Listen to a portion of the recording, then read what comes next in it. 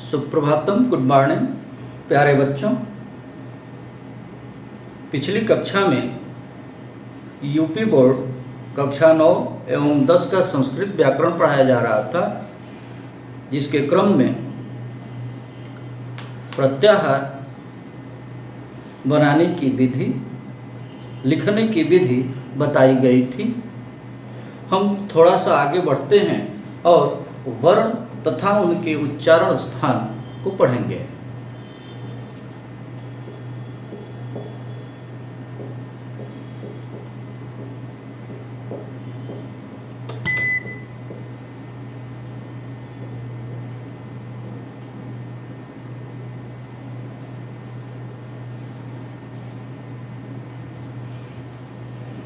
वर्ण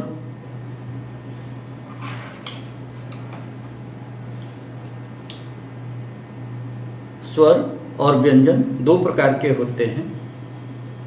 इन वर्णों को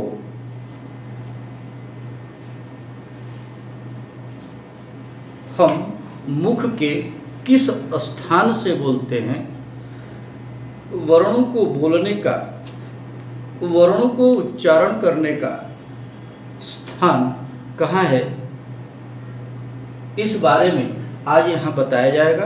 आप उसे नोटबुक पर उतार लें और कंठस्थ करने का प्रयत्न करें। जिस चैप्टर को आज हम लोग पढ़ने जा रहे हैं, इस चैप्टर से बोर्ड परीक्षाओं में 2 नंबर का क्वेश्चन आता है। अगर आपको कंठस्थ है तो आपको 2 नंबर पाने में कोई दिक्कत नहीं होगी। विद्वानों ने वर्ण और उनके उच्चारण स्थान को समझाने के लिए सूत्र बनाए हैं, जिनके माध्यम से हम उच्चारण स्थान को और वर्णों को भली भांति समझ लेते हैं। देखेंगे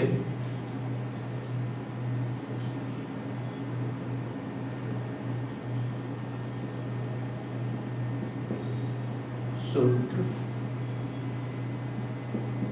वर्ण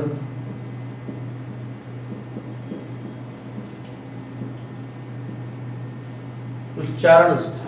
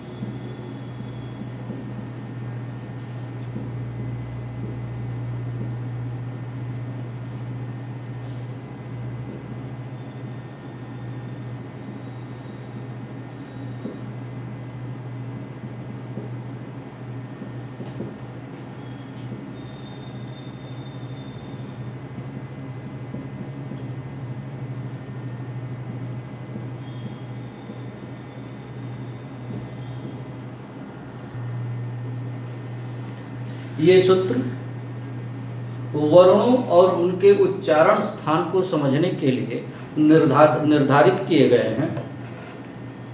सूत्र पहला, अकुह विसर्जनीयानाम कंठ। अ, क वर्ग, ह और विसर्ग कंठ से बोले जाते हैं। ई, च वर्ग, य और तालाबी श तालु से बोले जाते हैं। री, ट वर्ग, र और मूर्धन्य स मूर्धा से बोले जाते हैं। लृतु लसानाम दंत, लृ, त वर्ग, ल और दांती स दंत से, दांत से बोले जाते हैं। उपु पद्मानियानाम ओष्ठ, उ, प वर्ग, ओष्ठ से बोले जाते हैं।